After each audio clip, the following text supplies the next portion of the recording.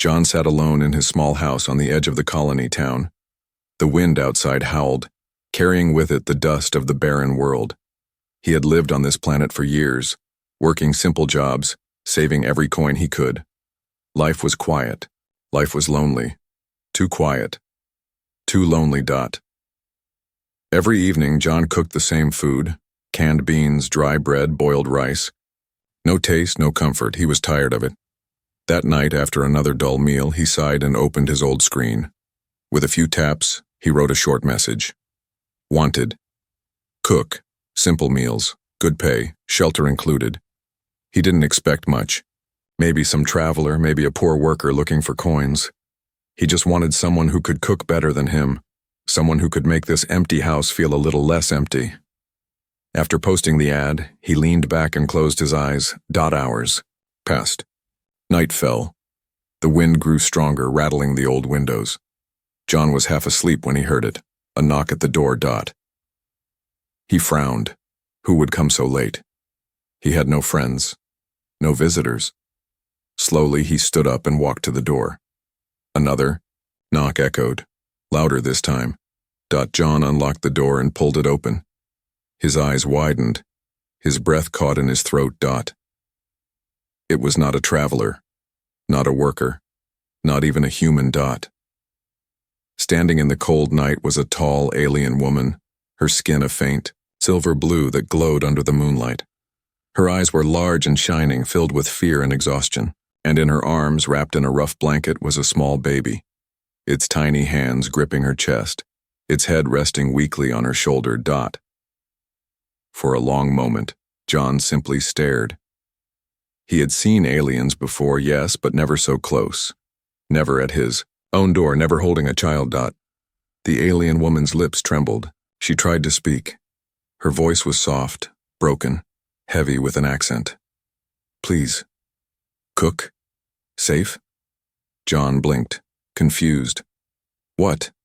She pointed at the door, then at the baby in her arms. Cook. Safe. Need. Place. John's heart pounded. He remembered his ad. A cook. She must have seen it somehow. But why would an alien mother answer it? Why bring her baby here in the middle of the night? The baby gave a small cough, a weak sound that stabbed at John's chest. The woman held it closer, rocking gently, her silver blue hands trembling. John stepped back. Come in, he said without thinking. She hurried inside, her long steps unsteady, as if she had walked for miles. The baby whimpered and she whispered soft words in a language John did not understand. Inside, comma. John shut the door quickly, locking it. The wind outside howled again, but now it felt different. Darker, dangerous. The alien woman looked around, the room. Her eyes caught the small table, the empty dishes, the stale bread. She touched the table with one hand and nodded, as if saying thank you. John cleared his throat. You saw my ad? You want to cook? She nodded quickly. Cook? Yes, but more. She touched her chest, then the baby's head. Safe, please. Her voice cracked on the last word. John felt a sharp ache in his heart. He had wanted just a cook, someone to make food. Instead, a mother with a child was begging him for safety. He studied her face. She was tired, yes, but behind her eyes, he saw something else. Fear. A deep, heavy fear, like someone running from shadows. John finally spoke. You can stay, at least for tonight. The woman's shoulders relaxed a little. She sat down slowly, holding the baby close. John hurried to the stove, poured water, and boiled it. Then he opened another can of beans, this time adding some dried herbs he had saved. It wasn't much, but it smelled warmer than usual. When he placed the bowl in front of her, the woman's eyes filled with tears. She tasted it quickly, then fed small spoonfuls to the baby. The child coughed again but swallowed. For the first time in years, John felt something in his empty house. A presence, a life, a reason. But deep inside, questions grew louder. Who was this woman? Why was she here? Why come to him, a stranger, in the middle of the night? The woman ate quietly, her eyes often darting toward the window as if afraid of being followed. And then, John saw it too. Outside, in the darkness beyond the glass, something moved. A shadow. A shape. Watching. The alien mother froze. She had seen it as well. Her arms tightened around her baby. Her lips trembled as she whispered one word in a broken voice. Hunters. John's stomach dropped. He had invited something far more dangerous than a cook into his home. The night was no longer quiet. The story of his life had just changed forever. The room was quiet, but John's heart was not. It beat hard in his chest, loud enough that he feared the alien woman might hear it. He could not stop staring at her. She sat on the edge of his old wooden chair, her silver blue skin glowing faintly under the dim light. In her arms, the baby slept uneasily, coughing now and then. Every sound of the child made her flinch, as though afraid the world outside might hear. John had lived on this colony world for 7 years. In all that time, he had never once let a stranger stay in his home. And now, in a single night, an alien. Mother and her child were here eating his food, asking for safety. He tried to calm his nerves. He poured himself water, drank, and then finally asked, "Who are you?" The alien mother's eyes flickered with confusion. She shook her head, struggling with the words. Lyra. Name. Lyra. She tapped her chest. Lyra, John, repeated slowly. And the baby? She pulled the child closer as if protecting it from even his question. Son. Baby. Her voice softened. Kale. John nodded, though he still didn't understand much. He leaned back in his chair. Why here? Why me? Lyra's hands trembled. She looked at the door, then the window, then back at John. Cook, she said. Safe. Word, safe. It struck him then. She had seen his job ad. Maybe she didn't fully understand what cook meant, but she had understood something else. Shelter included. Safety. A place to hide. John sighed. He had only wanted someone to make meals. Instead, fate had delivered a mother running from danger. The baby stirred and whimpered. Lyra rocked him gently, whispering in her strange tongue. The words were soft, like a song, but the sound was filled with fear. Are you running from someone? John asked carefully. Lyra froze. Her eyes darkened, wide and frightened. She nodded once. Slowly. Painfully. John didn't press further. He could see the truth in her trembling hands. The wind outside howled again, shaking the thin walls. The house was old, built cheaply when humans first landed here. Every gust of wind seemed to carry whispers. John turned to the window and his stomach twisted. Two shadows moved outside. Not the wind. Not trees. People. Watching. He quickly lowered the lamplight and moved closer to Lyra. Don't make a sound, he whispered. Her eyes followed his hand as he pointed to the window. She saw them too. Her whole body stiffened.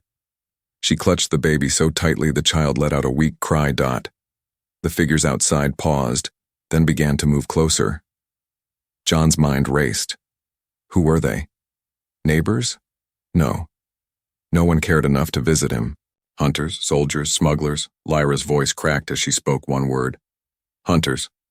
John's blood ran cold. He remembered the way she had said it earlier before he had brushed it off as fear.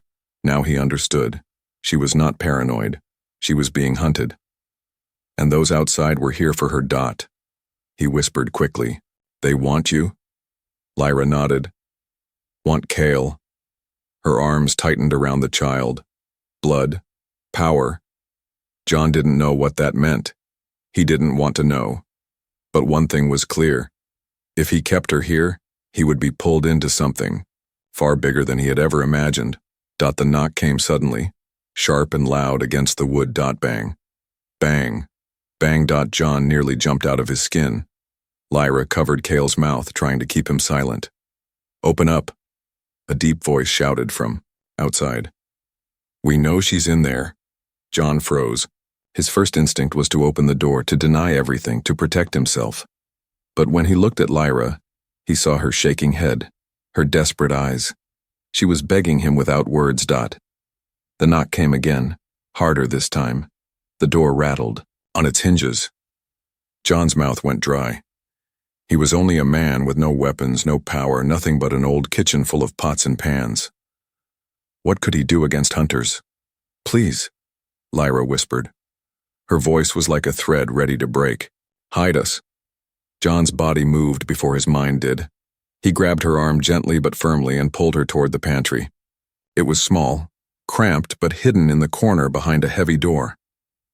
Inside, quick. She slipped in, clutching Cale tight. Her silver-blue face was pale with fear. John pressed a finger to his lips. Quiet. She nodded, holding the baby against her chest, trying to silence his soft whimpers. The knocking grew into pounding. Last warning. Open this door or we come in. John took a deep breath.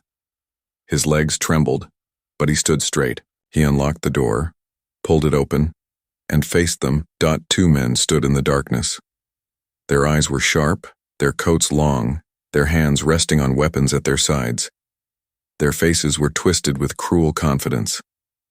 Evening, John said, forcing his voice to sound calm. The taller man stepped forward. Don't play games, we saw her come in here. John's throat was dry, but he forced a shrug. Her? You mean a woman? You must be mistaken. No one came here. The shorter man smirked. Funny, because her tracks lead straight to your door. John's heart hammered, but he held their gaze. You're wrong. I live alone. Always have. For a moment, silence hung heavy in the cold night. The taller man narrowed his eyes, then pushed past John, stepping into the house. John's blood turned to ice. The hunters were inside. And Lyra was only a few steps away, hidden behind the thin door of the pantry. Asterisk. The air inside the house turned heavy the moment the hunters stepped across the doorframe. John felt the change at once. It was as if the warmth of the lamp had died, replaced by the chill of danger. The taller hunter scanned the room with sharp eyes. His face was thin, his jaw hard, his gaze cold like metal. He carried no smile, only suspicion. The shorter one moved slower, but his eyes were always shifting, looking at every corner, every shadow. Both men carried small weapons at their belts, the kind that could silence a life in seconds. John forced himself to stay calm. I told you, no one came here, he said, his voice steady, though his hands trembled behind his back. The shorter hunter smirked. We'll see. They spread out, boots thudding against the wooden floor. Every step they took felt like thunder in John's chest. He wanted to block them, to push them out, but he knew that would only make things worse. Behind the pantry door, Lyra stood frozen with Cale in her arms. She pressed her ear to the wood, every muscle tight. The baby squirmed, a tiny whimper escaping his lips. Lyra's heart nearly stopped. She covered his mouth gently, whispering in her own tongue, praying he would stay silent. The taller hunter walked past the table and stopped near the pantry. His hand hovered over the handle. John's stomach twisted. Sweat rolled down his neck. If the hunter opened that door now, Lyra and Cale were finished. Thinking fast, John coughed loudly. You know, he said, moving toward the stove, you're wasting your time. This place is too far from the city. Nobody comes here. Only me. The hunter's hand paused on the pantry handle. His cold eyes flicked toward John. Then you won't mind if we look around. John's mouth went dry, but he forced a shrug. Go ahead. The shorter man laughed. Brave words. They began searching. They opened cupboards, looked under the table, checked the old bedroom in the back. Every second was a blade cutting into John's nerves. He stood near the pantry, trying to make his body seem casual, trying to look like a man who had nothing to hide. The taller hunter returned, glaring at him. "You live alone, huh? No wife, no worker?" John shook his head. "Alone, always." "Strange," the hunter said, "because someone saw her run this way. Tall, silver skin, carrying a child." John met his gaze. "Silver skin? Sounds like you've been drinking too much at the bar." For the first time, the taller hunter's lips twitched. Not a smile. Something sharper. He leaned closer. "You think we're fools?" John felt his heart pound. He wanted to scream, but instead he forced himself to smirk. "No, I think you're just lost." The shorter hunter growled. "Enough games. She's here. I can smell her kind." Lyra, inside the pantry, pressed her forehead against the wood, whispering prayers. Cale whimpered again, his tiny hands glowing faintly for a brief second. She quickly covered him with the blanket, hiding the light. The taller hunter's head snapped toward the sound. What was that? John's blood froze. He coughed again, stomping his foot against the floorboards. "Rats," he said quickly. "This place is full of them." The shorter hunter sneered. "Big rats." He took a step toward the pantry. John's heart screamed at him to act. Without thinking, he reached for the pot on the stove. "Careful," he said, lifting it. "Hot stew. Would be a shame if I spilled it on your coat." The hunters stopped for a moment. The taller one studied John, measuring him, trying to see if he was bluffing. The silence stretched long. Finally, the taller hunter turned away. "She's close. Maybe the next house." The shorter one grumbled but followed. They both moved toward the door. John exhaled slowly, but kept his face blank. At the door, the taller hunter stopped again. He looked back at John with cold suspicion. "If we find out you lied, old man, we'll be back, and we won't knock next time." Then they stepped out into the night. The door closed. The footsteps faded. The house grew quiet again. John leaned against the table, his legs shaking. His breath came fast and heavy. He had never been so close to death before. Slowly, he turned and opened the pantry door. Lyra stepped out, her face pale, her body trembling. Tears clung to her eyes as she hugged Cale tightly. John looked at her. "Who are they?" he asked. Her voice was barely a whisper. "Hunters. They want Cale. His blood. It is special." John frowned. "Special how?" She looked at her baby, then back at him. "He can heal. He can save. Or he can be used." John's mind spun. A baby with power to heal? No wonder. They were hunted. No wonder Lyra had risked everything to answer his ad. He glanced at the window. The shadows outside were gone. But he knew it wasn't over. The hunters would return. And now, he was part of this fight. The night stretched long after the hunters left. John sat at the table staring at the cold bowl in front of him. His hands still shook from the encounter. The house felt different now, no longer just a shelter, but a battlefield waiting to ignite. Lyra sat across from him, cradling Cale. The baby had fallen asleep, his small breaths uneven, his little hand glowing faintly in the dim light. John couldn't take his eyes off that glow. It was soft, like a candle flame. Beautiful. Terrifying. He finally spoke. "What did you mean? His blood is special?" Lyra looked at her child, her silver blue face shadowed by fear. She searched for the right words. "Cale can heal, touch wounds, fix sickness, gift, but curse. People want him, to use, to sell." Her voice cracked. "They would cut him, study him, break him." John swallowed hard. He wasn't a soldier. He wasn't a hero. He was just a man who once wanted warm meals. Yet now this alien child was sleeping in his home, carrying a secret that could change everything. He rubbed his face, breathing deeply. If that's true, then those men will never stop. They'll be back. Lyra's eyes filled with tears. I know, we run, always run, no safe place. She lowered her head. Maybe no safe place for us. Maybe we leave. Tonight. The thought stabbed at John. She wanted to leave. A part of him wanted her to go too. If she left, the hunters would follow and his life would return to normal. He would be safe. Alone again. But safe.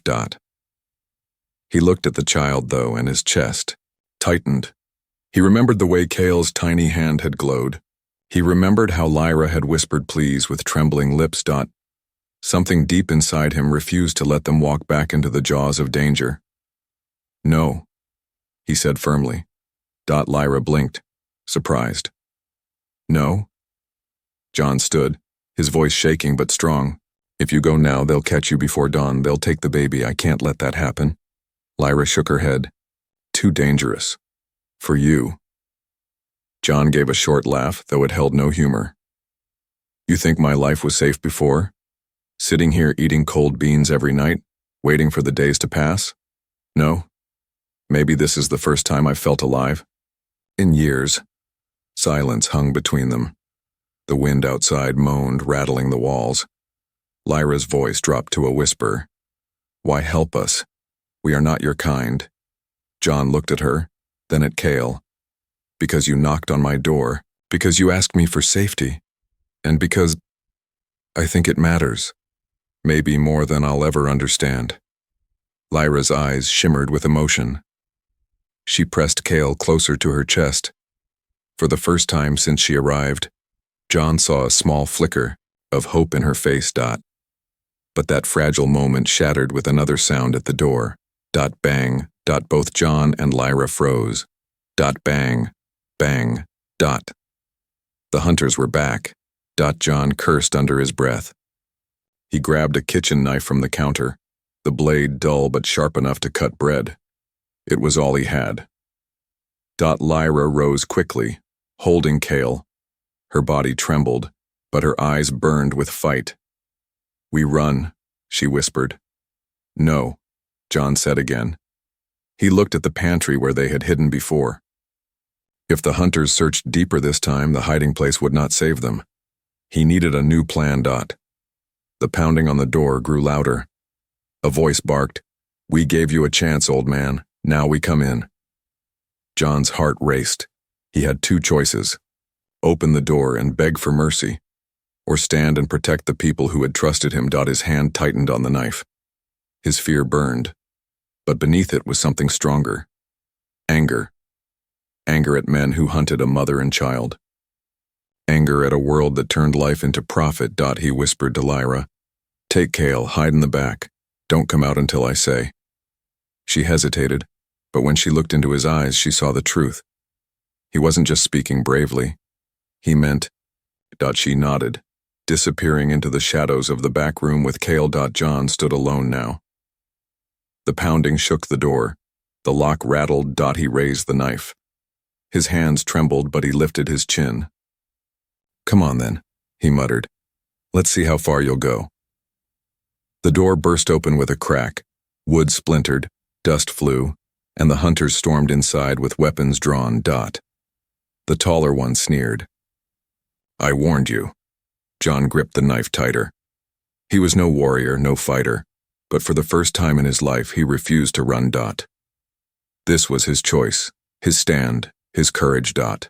And no matter what happened next, he would not give up that baby. Though. Hunters moved through the broken doorway like wolves entering a den. Dust from the shattered wood hung in the air. John stood in the center of the room, a kitchen knife clutched in his hand, his breath uneven but his eyes steady. The taller hunter smirked. A knife, that's all you've got? John swallowed hard. It's enough.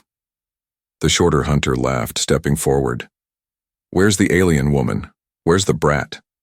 John forced his voice to stay calm. I told you before. No one's here but me. The taller one's eyes narrowed. We heard voices, you lie again. He drew his weapon, a small gun with a faint red glow. Last chance. John's hand shook, but he held the knife out. You'll have to kill me to get through. The hunters exchanged a glance. For a heartbeat, silence ruled the room. Then the shorter one lunged forward. John swung wildly, the knife slicing across the man's arm. The hunter shouted in pain, dropping his gun. John's heart raced with shock. He had actually hit him. But before he could react further, the taller hunter kicked him hard in the chest. John crashed to the ground, the knife skidding away. His lungs burned. The shorter hunter pressed a hand to his bleeding arm, snarling. "You'll pay for that." The taller one leveled his weapon at John's head. "Tell us where she is." John coughed, tasting blood in his mouth. His chest screamed with pain, but he shook his head. "I told you. No one's here." The hunter's finger tightened on the trigger. And then, a soft cry broke the silence. All three men froze. From the back room, Cale's small voice echoed faintly, followed by a weak cough. The hunter's eyes lit up like predators catching scent of prey. "There," the shorter one hissed. "The child." They turned toward the sound. John's heart sank. His body screamed with pain, but he rolled to his knees. He couldn't let them reach Lyra. He couldn't let them take Cale. "Stop," he shouted. The taller hunter didn't even look back. "Stay down, old man, if you want to live." John grabbed a broken chair leg from the floor. His vision swam, but rage filled his chest. He charged forward. The shorter hunter swung at him, knocking him aside. But in that moment, the pantry door opened. Lyra stepped out, holding Cale. Her eyes blazed with defiance. "No!" she cried. The hunters froze at the sight of her glowing skin, the silver shimmer brighter now. The baby squirmed in her arms, his little hands glowing with a strange golden light. The shorter hunter grinned. There it is. The power. He reached out, but before he could touch the child, Kyle let out a soft wail. His hand brushed the hunter's, bleeding arm. The wound closed instantly. Flesh knitted together before their eyes. Blood vanished as if it had never been spilled. All of them gasped. Even John, who had seen strange things before, could not believe it. The baby's touch had healed a wound in seconds. The taller hunter's eyes gleamed with greed. Unbelievable. Do you realize what this means? His blood could heal armies. He's worth more than gold, more than planets. Lyra clutched Kyle tighter, tears streaming down her face. Not for you. He is not a weapon. He is my son. The shorter hunter grabbed her wrist. He belongs to us now. John's fury exploded. With a roar, he smashed the chair leg across the man's back. The hunter stumbled forward, releasing Lyra. She stumbled away, shielding Kyle. The taller one swung his weapon at John, firing. The shot seared past his shoulder, grazing flesh. Pain burned, but John pushed through. Then something incredible happened. Kyle reached out from Lyra's arms, his glowing hand brushing John's wound. Instantly, the burning pain vanished. The skin closed as if it had never been hurt. John froze in shock. His mouth opened, but no words came. He had been healed. Just like that. The hunters stared in awe. Do you see? The taller one cried. This child is worth entire kingdoms. With him, no soldier ever dies, no sickness ever wins. He could make us rulers. Lyra's voice shook with fury. You will never have him. The shorter hunter lunged again, but John intercepted him, wrestling him to the floor. They rolled, fists flying, crashing into the table. The taller one raised his weapon toward Lyra, but John kicked hard, knocking it from his hand. The gun slid across the floor. Lyra's eyes widened. She looked at John. He nodded. She kicked the weapon under the stove, out of reach. The hunters cursed, realizing they had lost control. Enough, the taller one growled. We'll be back with more. Men, you can't hide forever. He yanked the shorter one up and they backed toward the door. Their eyes never left Kyle, hunger and greed still burning in them. This isn't over, he hissed. That child belongs to us. Then they vanished into the night. Silence fell. The only sound was John's ragged breathing and Kyle's soft, cooing. John slumped against the wall, exhausted. He looked at Lyra and the glowing child in her arms. It's true, he whispered. He really can heal. Lyra nodded, tears in her eyes. Yes, But that gift is also danger. Wherever we go, they will follow. John took a deep breath. The truth was clear. His life was no longer simple, no longer safe. But when he looked at the child, sleeping peacefully, he felt something he hadn't felt in years. Purpose. He met Lyra's gaze. Then we'll protect him. Together. Outside, the night was quiet again. But far away, more hunters would soon come. The secret of the baby was out, and the galaxy would not ignore it. The house was quiet again, but John knew silence was only a trick. The hunters had left, yes, but their promise still hung in the air like smoke. We'll be back with more men. John paced across the room, his chest heavy with dread. Broken wood from the door lay scattered on the floor. The lamp flickered, casting long shadows. Lyra sat near the stove, holding Kale close. The child slept, his faint glow dim but steady, as if he too knew the danger was not yet over. They'll return, John said. His voice was hard, more certain than ever. Not just the two, they'll bring others. Weapons, maybe even ships. Lyra's eyes lowered. Always the same. We run. Always run. Her words cut into him. He imagined her life, moving from place to place, hunted for the baby's gift, never knowing safety. He had thought his life was lonely, but hers was a nightmare without rest. He stopped pacing. No, he said firmly. We can't keep running. Not anymore. Lyra's head lifted. Then what? John looked around his small house. It was weak, old, not built for battles. Yet, he felt a strange determination rising in him. We fight, or at least, we make them regret coming here. Lyra frowned, her fear plain. You are only one man. No soldier, no army.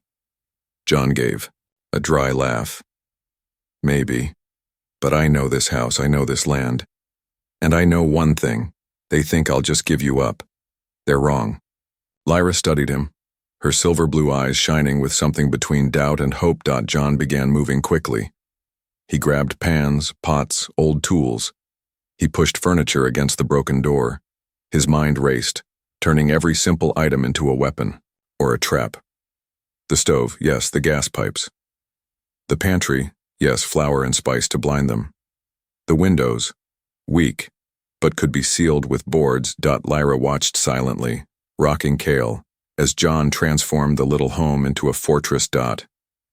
Then, in the distance they heard it. The low hum of engines. John froze, his blood cold. He moved to the window. Over the dark horizon, lights glowed.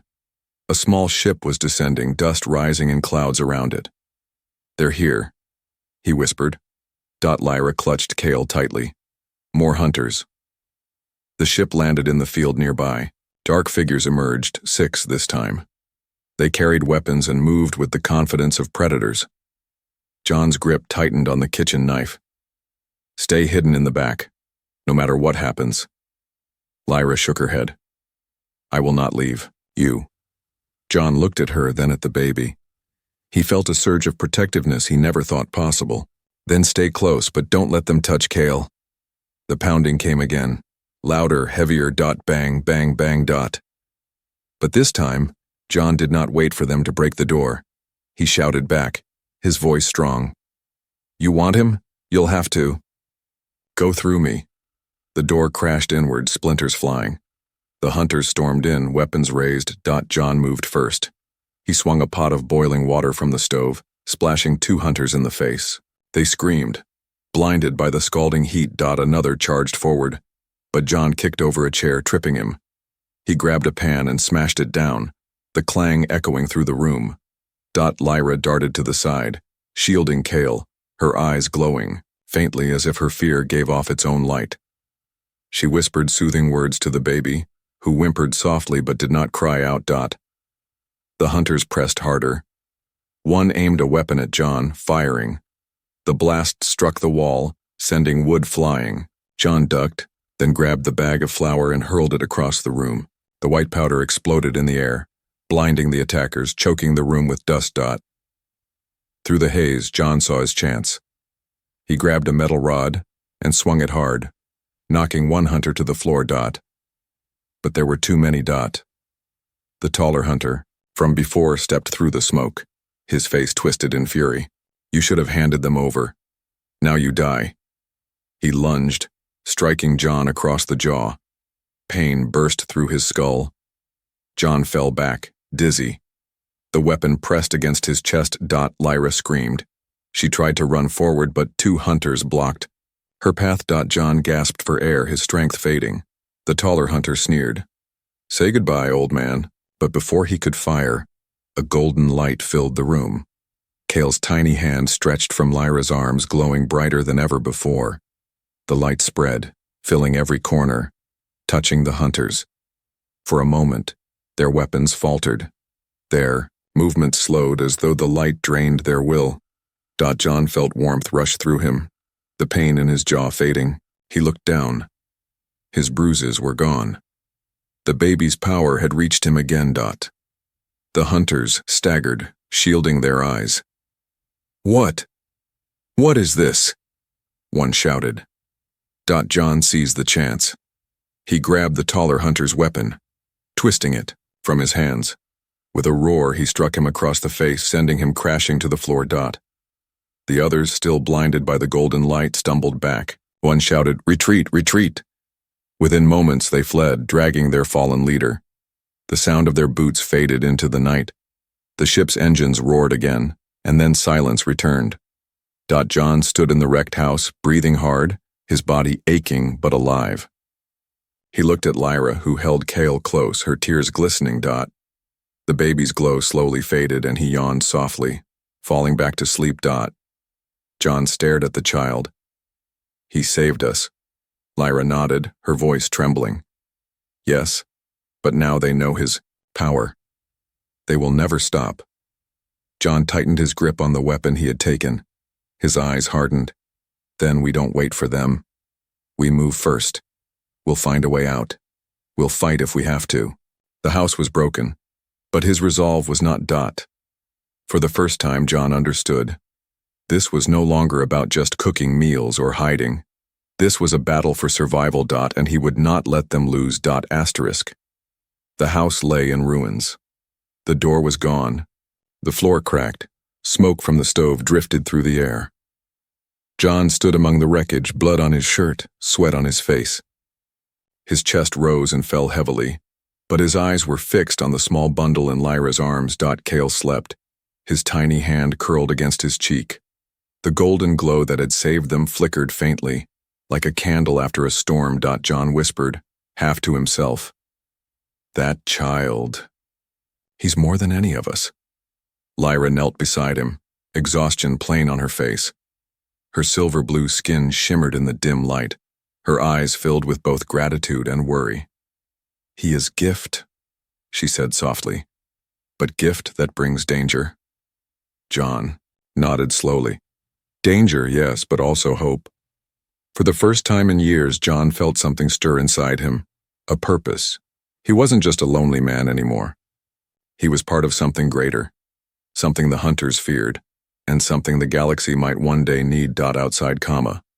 The wind carried the fading roar of the hunter's ship as it vanished into the distance. But John knew it was not the end. They would return, and next time, they would bring more. He pushed himself to his feet, wincing at the bruises still healing across his ribs. He looked at Lyra. We can't stay here. Not after this. She lowered her head. We have no place to go. John walked to the shattered doorframe, staring out at the empty horizon. The colony town was far, but word would spread quickly. Hunters, smugglers, maybe even governments. Everyone would soon know of a baby who could heal with a touch. He clenched his fists. Then we make a place, a safe one, somewhere they can't touch him. Lyra studied him with wide eyes. You would do this? Risk your life? For us? John turned back, his expression steady. I already have, and I'll keep doing it. Because you knocked on my door. Because I opened it. That makes this my fight too. For a long moment, silence filled the broken house.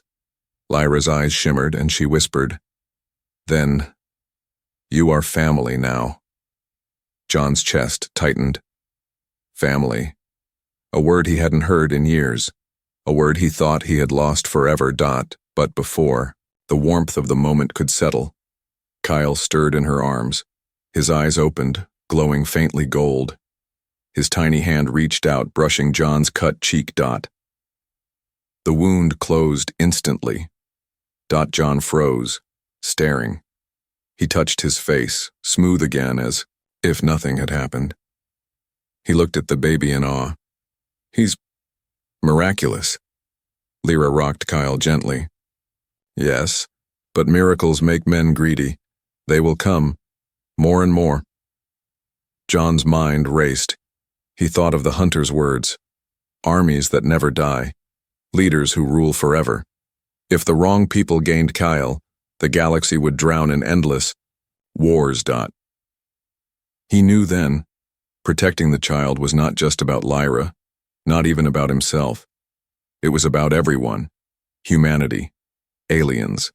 The entire galaxy. The baby's fate could decide their future. John stepped to the table, picking up the weapon he had taken from the taller hunter. He held it tightly, his jaw firm. "Then let them come. If they want him, they'll have to go through me first." Lyra's eyes softened. She whispered, "You are brave, John. Braver than most of your kind." John gave a small, tired laugh. "Maybe, or maybe I'm just too stubborn." Outside, the horizon glowed faintly with morning light.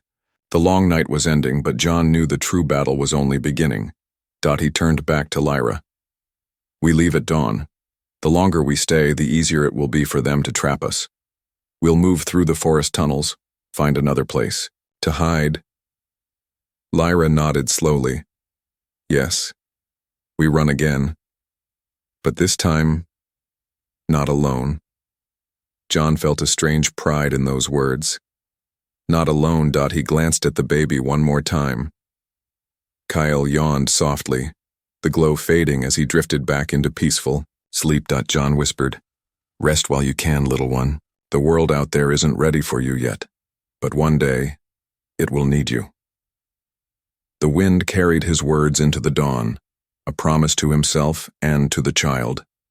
John knew he had made his choice. He could have turned them away. He could have stayed safe, hidden alone. But he hadn't. He had chosen to stand. And that choice might one day shape the fate of two species. For now, though, all that mattered was this. He was no longer a lonely man in a quiet house. He was a protector, a father in spirit, a human who had opened his door. And in doing so, opened his heart. But far away in the vast cold of space, messages were already spreading. Whispers of a glowing child, a healer, a miracle. And the galaxy was listening.